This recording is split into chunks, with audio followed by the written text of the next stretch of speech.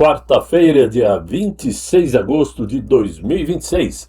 Sejam todos muito bem-vindos, meus amigos, a mais um vídeo do canal Terra Brasilis News. Espero encontrar a todos muito bem para conversarmos um pouco. Temos notícias muito importantes, muito boas para nós. Olha só, o governo desanda, todos nós sabemos, mas Flávio dispara nas pesquisas e está reagindo de forma revigorante e transformando o pleito de outubro próximo muito mais próximo da realidade, daquilo que nós sabemos e já sabíamos, né? Porque Flávio está começando a mostrar um cenário que poucos meses atrás parecia muito difícil de imaginar. Pelo menos era o que diziam os blogueiros da imprensa consorciada. Flávio Bolsonaro vem apresentando aí uma reação consistente e permanente e já aparece à frente do líder petista, conforme, por exemplo, uma pesquisa que saiu hoje do Instituto GERP, ou GERP, seja lá o que for, que tem uma tendência de esquerda. Flávio aparece com 47% nas intenções de votos, contra 42% do petista para o segundo turno. 5 pontos à frente. Fora isto, o Instituto Verità já apontou que Flávio tem 47,3% e o líder petista 42%, repetindo a mesma diferença favorável de 5% para o nosso candidato. No mês de maio, vocês vão se lembrar, o cenário parecia muito mais confortável para o campo petista, que tinha uma posição de vantagem e a candidatura de Flávio ainda não apresentava a força que hoje começa a aparecer nos levantamentos. Havia muitos desentendimentos, muitas dúvidas e muitos ataques da esquerda contra Flávio Bolsonaro. Só que, de maio para cá, as coisas mudaram. Flávio começou a crescer e, a partir do momento em que começaram a surgir as denúncias contra o filho do atual presidente, e principalmente depois que a convenção do Partido Liberal confirmou Alfredo Gaspar como candidato à vice-presidência, tudo ficou mais óbvio que a direita brasileira é muito mais forte, que o bolsonarismo não perdeu votos, muito pelo contrário, ganhou. Ganhou por quê? Porque além do nome Bolsonaro, que Flávio herdou do melhor presidente que o Brasil já teve, os jovens começaram a abandonar a esquerda. Já não confiam, não acreditam mais nessas pautas ideológicas e já começam a olhar com um pouco mais de cuidado para a direita, para as propostas que os conservadores possuem, que ao contrário do que muita gente pensa, não é retrógrada, muito pelo contrário. Não tem nada de olhar para o passado, tem simplesmente de mostrar uma ideologia conservadora dentro da atualidade, ou das atualidades que o mundo vive. Um progresso tecnológico, social, evidentemente deixando de lado essas pautas identitárias, né? Que a esquerda tenta criar, principalmente o PSOL. Então isso tudo fez com que Flávio começasse a crescer. E no mesmo período, o assunto da gravação de Flávio Bolsonaro com o Vorcaro se tornou um assunto desgastado e sem relevância eleitoral. Por quê? Porque queimaram na largada. Queimaram o filme logo no início, não souberam explorar de uma maneira correta aquilo que não existe. Porque realmente aquela gravação só mostra que havia ali um contato entre uma pessoa procurando apoio financeiro de um banqueiro, que na época era tratado como top de linha no mercado financeiro, principalmente lá na Faria Lima, né? Queimaram a largada muito cedo, e foi onde o tal Zema queimou o filme também logo na largada. Ali ele se perdeu. Agora, a prova disto que está acontecendo agora está nos resultados do agregador de pesquisas, que é uma ferramenta da BBC Brasil, que mostra um levantamento de todos os institutos que já realizaram pesquisas e faz a média deles. E aí, Flávio aparece à frente no segundo turno. No primeiro turno, sempre o candidato do PT aparece adiante, justamente porque a esquerda tem um único candidato. E na direita existem aqueles que caem de paraquedas para dividir votos com Flávio. Tem aí um percentual mínimo do Caiado, outro percentual mínimo do Zema, e tem os tais indecisos. Só que quando chega no segundo turno, não tem como o líder petista passar adiante, porque todos acabam apoiando a direita. Por quê? O campo conservador é mais forte, é óbvio, né? E eles sempre esperam cultivar alguns frutos dando apoio ao candidato da direita, né? Isso é fato.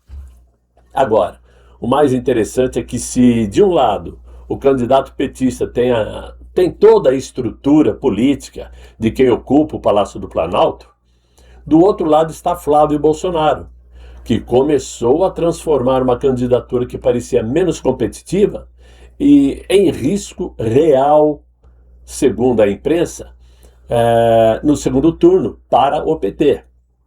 E isto coloca em xeque a tentativa de reeleição do atual mandatário. A eleição ainda está longe de estar decidida, claro. Mas uma coisa já parece evidente. Flávio Bolsonaro entrou na disputa para valer. Não foi para brincar. E entrou com força. E o PT sentiu o baque. Agora, a pergunta que começa a incomodar o campo governista é outra. Se Flávio continuar crescendo no mesmo ritmo observado desde maio até agora, onde esta disputa poderá chegar em outubro? Será que haverá um segundo turno? Essa última pergunta pode parecer difícil de acontecer para alguns, pode parecer exagero, né? Mas, se até aqui Flávio cresceu desta forma, sem apoio de partidos, do Centrão, todos se colocaram neutros, ninguém deu apoio a ele, imaginem os senhores quando começar a ocorrer uma revoada partidária para o lado bolsonarista, como já parece estar acontecendo com a União Brasil, que apesar da Federação PP União Brasil ter declarado neutralidade oficial na disputa, cresce um movimento interno no partido para apoiar Flávio Bolsonaro nessa reta final de primeiro turno e num eventual segundo turno. Os líderes do partido, incluindo o próprio presidente nacional Antônio Rueda, que mantém uma proximidade com Flávio Bolsonaro, avaliam articular um endosso explícito dos principais quadros do Partido Liberal no país, e principalmente ao Flávio, candidato à presidência. Os candidatos ao Senado e à Câmara pretendem se juntar em declarações nas redes sociais para dar corpo ao projeto de Flávio Bolsonaro no segundo turno. Isso está na imprensa, não é invenção aqui do Paulo Alves antes que alguém diga, né? Mas tudo isto está sendo encabeçado pelo presidente da União Brasil, o próprio Rueda, que tem uma ligação partidária com o PP, né? Todos sabem disso, mas quando o PP se coloca neutro, principalmente por conta do Ciro Nogueira, que não gostou de ser atacado pela direita, né? Cresce também o risco de um rompimento dessa junção de partidos. Então, o PP fica naquela situação. Para manter esta união partidária, eu tenho que também dar apoio ao Flávio. Ou senão, nós vamos ficar isolados também. E aí? O que vocês acham que vai acontecer? Deixem aí nos comentários o que vocês pensam, a opinião de vocês. Eu vou tentar responder o quanto eu puder, ok? Agora, mudando um pouquinho de assunto, a crise entre a Polícia Federal e o ministro André Mendonça do Supremo ganhou um novo capítulo. A cúpula da Polícia Federal estava pressionando a Advocacia Geral da União a recorrer à decisão que o ministro Mendonça mandou à PF compartilhar os dados brutos da investigação sobre as fraudes do INSS. Vocês se lembram que o Mendonça reclamou que estava recebendo algumas informações a conta-gotas dessa investigação. E ele exigiu que a Polícia Federal entregasse o produto bruto de tudo que foi investigado, né? E claro, exigiu também que nenhum dos delegados fossem transferidos de cargos ou que o diretor-geral mudasse alguns delegados da posição que estava ocupando sem informar ao André Mendonça. Tá? E aí o que acontece? A Polícia Federal não gostou. Entre as provas que André Mendonça está pedindo está a íntegra das quebras de sigilo fiscal, bancário e telemático do filho do presidente da República. Por incrível que pareça, até colocar o nome deles agora está despertando no YouTube uma vontade de brecar o vídeo, sabe como que é, né? Mas vocês sabem de quem eu estou falando. E também pediu dados e informações completas da Roberta. Né? Agora, a ordem também, como eu disse, impede essa mudança na equipe que está investigando o caso. A Polícia Federal afirma que essas exigências violam sua autonomia. Por isso procuraram o Jorge Messias, né? O ministro da Advocacia Geral da União. E eles procuraram o Messias há mais de um mês, justamente para tentarem derrubar a determinação de André Mendonça. Só que o Jorge Messias disse não vou derrubar esse pedido. E aí ele está resistindo então a interromper esse recurso e prefere negociar um acordo nos bastidores. Principalmente porque, de um lado, está a Polícia Federal, que é uma instituição de Estado, e a AGU representa a União. Né? E todos sabem que na Polícia Federal tem na ponta de comando o atual chefe de governo, chefe do Executivo, presidente da República, que indica o ministro da Justiça, que manda na Polícia Federal. Certo? Então esse é um lado. O outro lado está quem? O ministro André Mendonça, que é aquele ministro que deu apoio aberto e declarado para que Jorge Messias viesse a ocupar a cadeira vaga de Luiz Barroso. Né?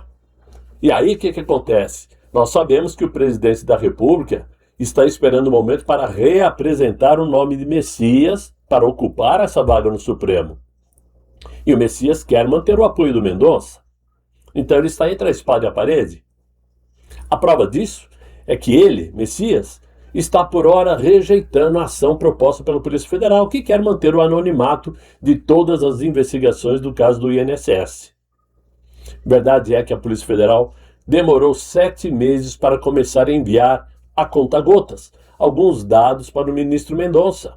E isto levantou suspeitas do ministro. E certamente foi ali que ele começou então a exigir. E certamente o tal André Rodrigues terá de explicar se o atraso foi técnico ou se a cúpula decidiu confrontar o relator, ministro relator. Em investigações que alcançam o filho do presidente da República e autoridades da República, pedidos sem resposta e material não entregue, obviamente que levantam dúvidas, principalmente sobre a tal transparência e a integridade da cadeia de custódia, além da credibilidade da apuração ou das apurações. Então, meus amigos, o que está aparecendo é que primeiro surgiu a imprensa que começou a bater todo santo dia no filho do presidente. Começou a apresentar motivos pelo qual a economia do Brasil está desandando. Porque empresas estão pedindo concordata ou saindo do Brasil. Depois começam a surgir, então, informações de que o filho do presidente pode até receber ordem de prisão.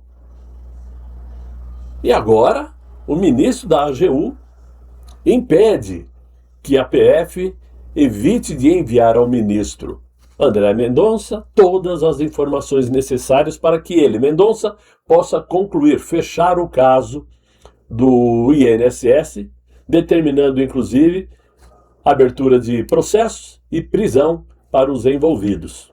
Por isto, o PT está de barbas de molho, se é que o partido tem barbas, mas seu chefe tem. Ok? Meus amigos, é o que eu tinha para os senhores nesse vídeo de hoje. Espero que vocês tenham gostado. Se gostaram, eu sei que vocês vão deixar os likes. Quem não deixar, é porque eu não gosto do Paulo Alves, né? Que eu faço de tudo para trazer boa informação, mesmo que vocês possam considerar velhas. Mas é uma informação com a minha visão, certo? De qualquer forma, eu agradeço a presença dos senhores, desejo que vocês tenham um excelente final de noite, espero encontrá-los amanhã em um novo vídeo, se Deus quiser, e eu, claro, Ele há de querer. Fiquem todos muito bem, fiquem com Deus. Tchau, tchau.